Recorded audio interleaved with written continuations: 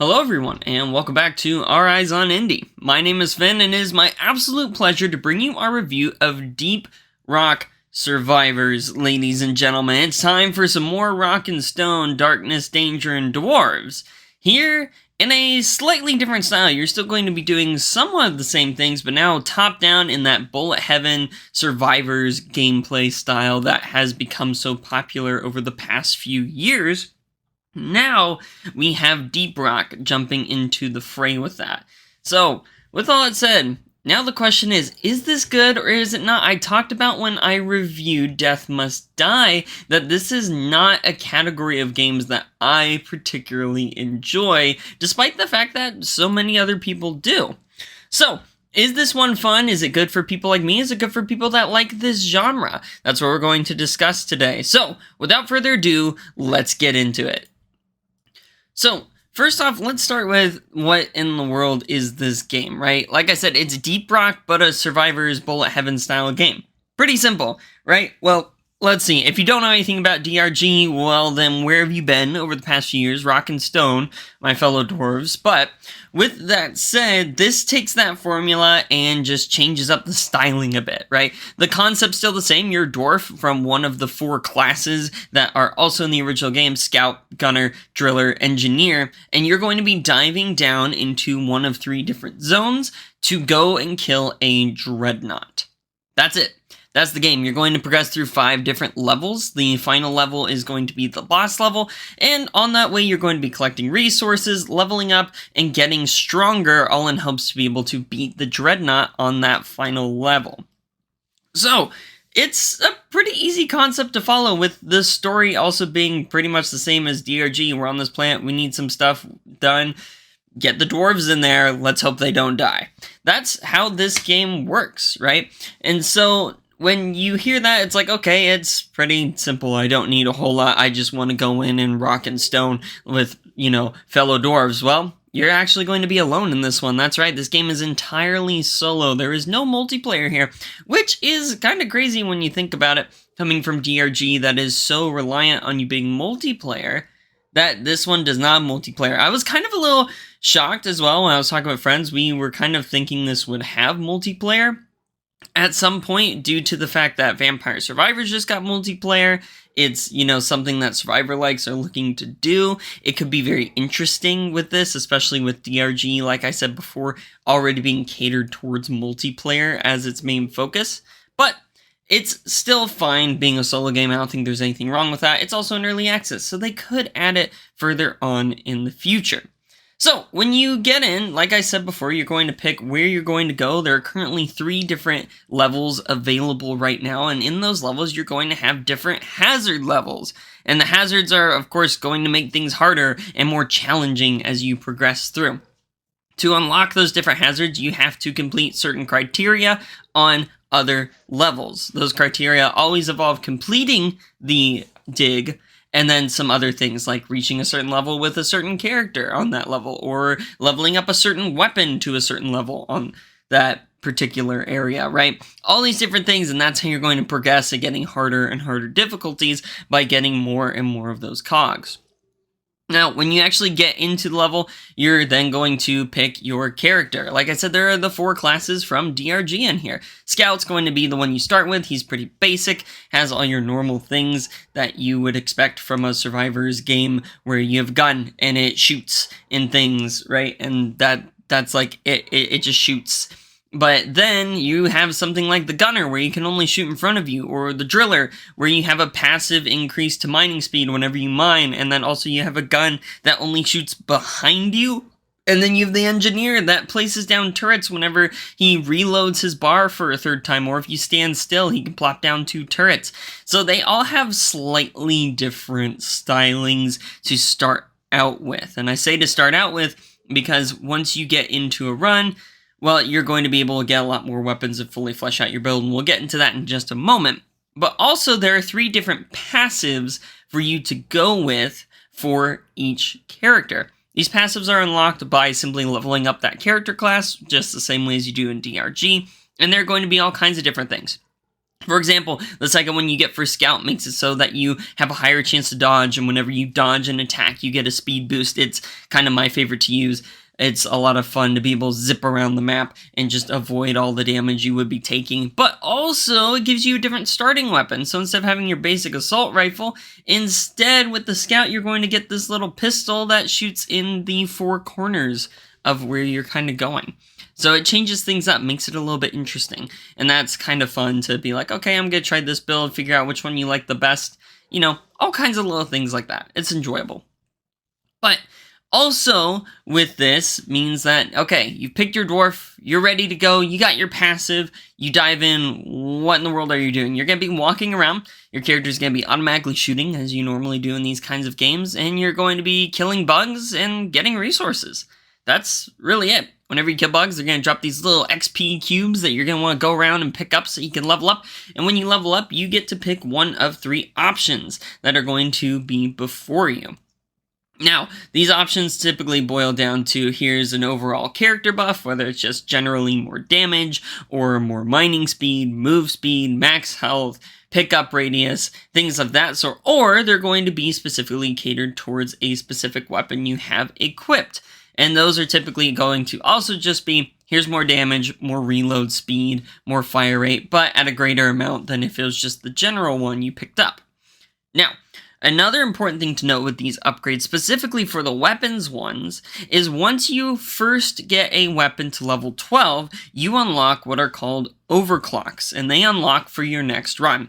And overclocks are a new upgrade you get every few levels when you upgrade your weapon, and they provide more enticing bonuses, more interesting bonuses than simply here's some more damage. Here's some that are like, okay, now your weapon's actually going to deal fire damage or plasma damage, right? And that's going to change up how that weapon works a little bit. Or it's going to be like, okay, you get to have 100% larger magazine, but your reload is going to be 25% slower, right? So there are little trade-off ones like that. There are just straight-up positive ones. It all kind of depends.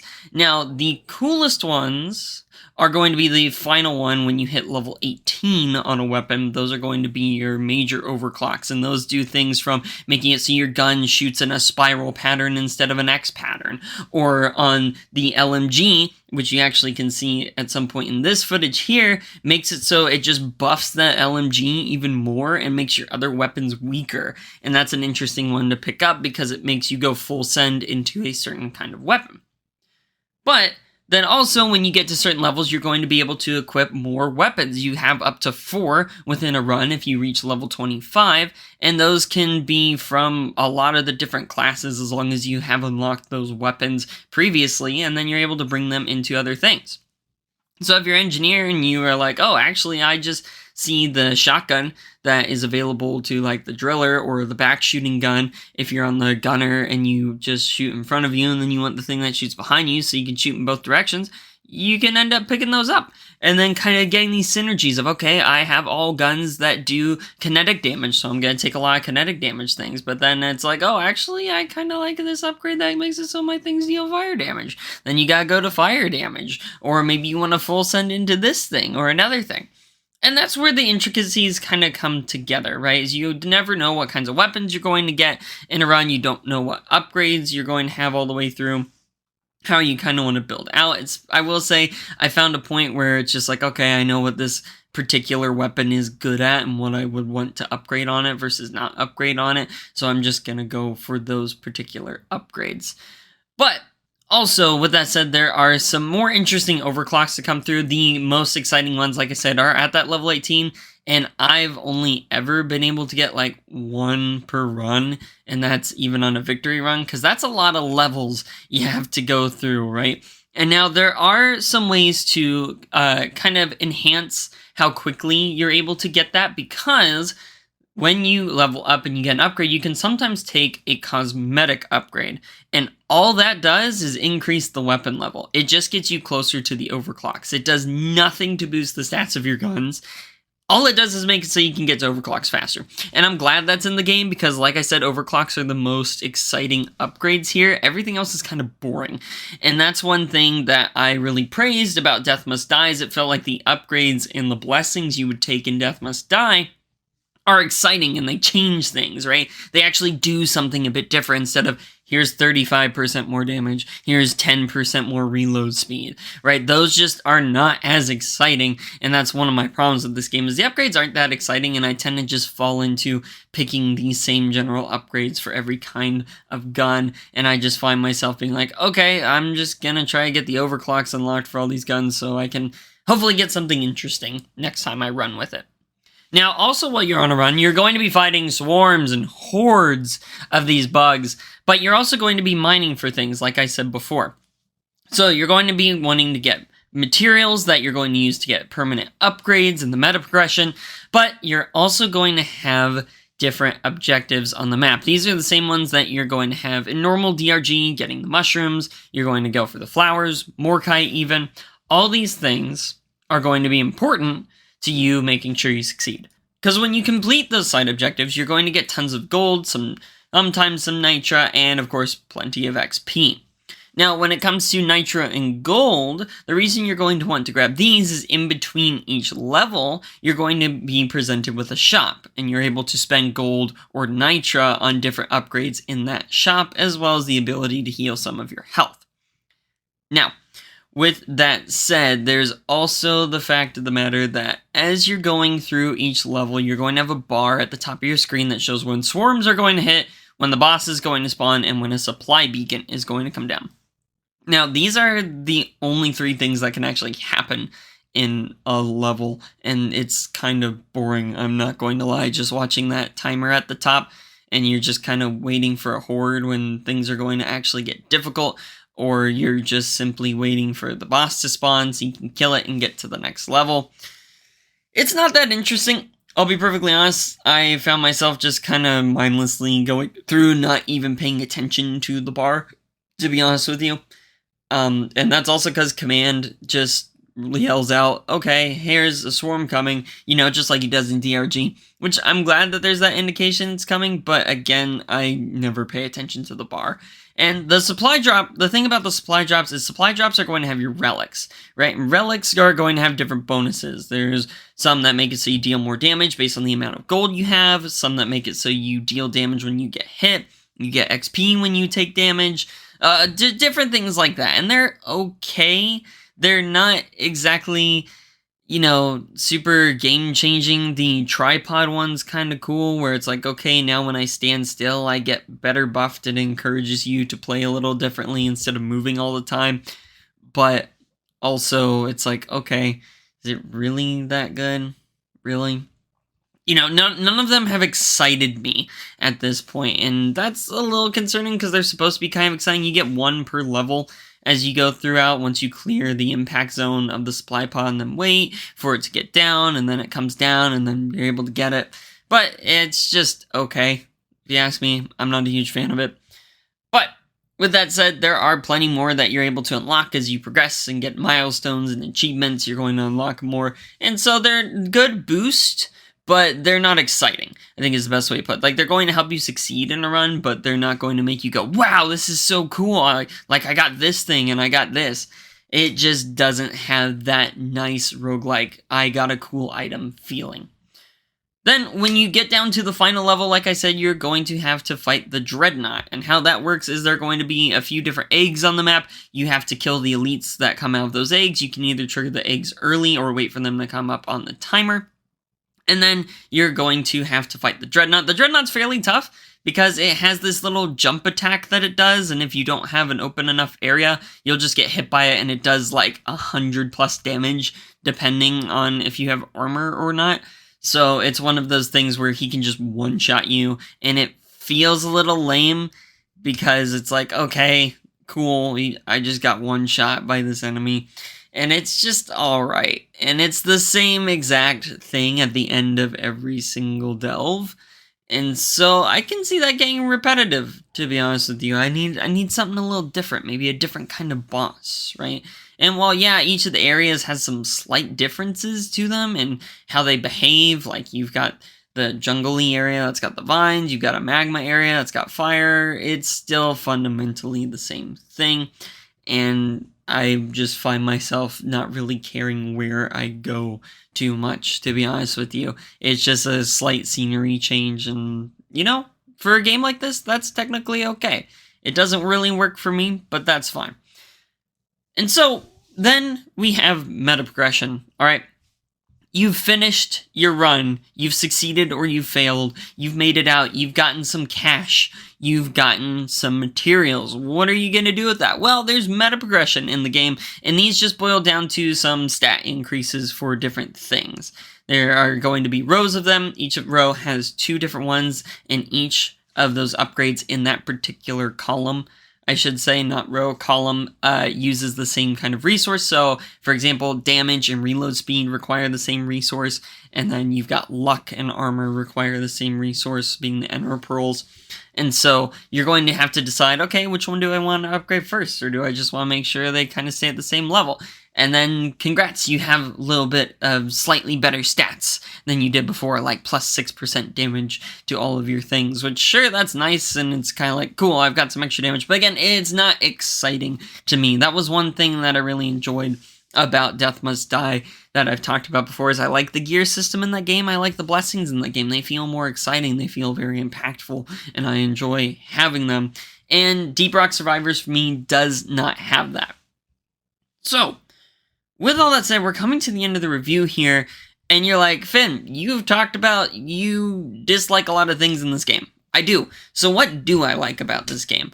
I enjoy the difficulty. This game is very difficult a lot of the times with the sheer amount of bugs it puts on screen, and trying to find your way through and pathing is fun.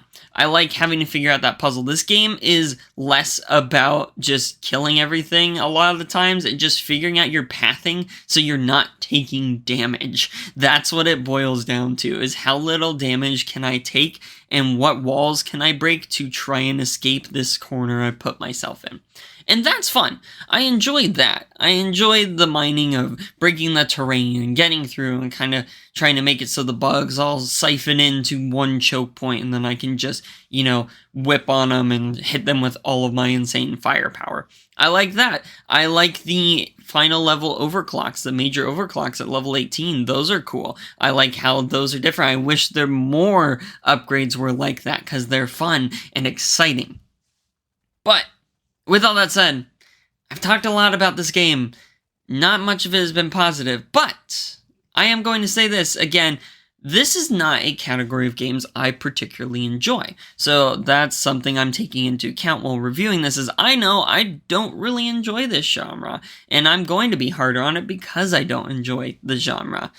But as someone that would enjoy this genre, I can confidently say that Deep Rock Survivors is an incredibly great Survivors game. It doesn't have that insane dopamine of the chests and vampires, and while I don't enjoy the upgrades as much as I do in Death Must Die, I still think it's a lot of fun. And like I said, I think the challenge of going around and figuring out, okay, where do I need to go? How do I need to do this? How do I need to prepare? Because the end is coming. I only have so much time to make my build perfect for the boss is good. And so I think a lot of people will enjoy this one. I am still playing this game a lot, despite the fact that I have a lot of problems with it. It's fun for me to, at the end of the day, right as I'm going to bed, or if I've got a few minutes before I go to work, I'm like, I'll just pop on, do a quick run real fast. It's a lot of fun. It's great. Runs can be pretty quick, around 20-ish minutes, depending on how you do, and, if you decide to kind of rush the Dreadnought at the end or not. It all kind of depends on that, but it's fun. It's good. So, Deep Rock Survivors, I recommend. It's great, especially if you love this category of gaming. Definitely worth a look into. It's also only $10, which is fantastic. A lot of games in this category are cheap, and I give them that. I think that's fantastic. If there was one of these for $60, I would definitely not buy it. But $10, that's pretty good if you ask me. It is developed by Fun Day Games and published by Ghost Ship Publishing, and like I said, it is $10 on Steam. Definitely worth a look into, especially if you're a DRG fan. This game is great. I still don't know who Carl is, but you know what? That's okay. So, with all that said, thank you so much for watching this review. If you enjoyed it, feel free to leave a like. If you got your own thoughts on the game, please leave them in the comments below.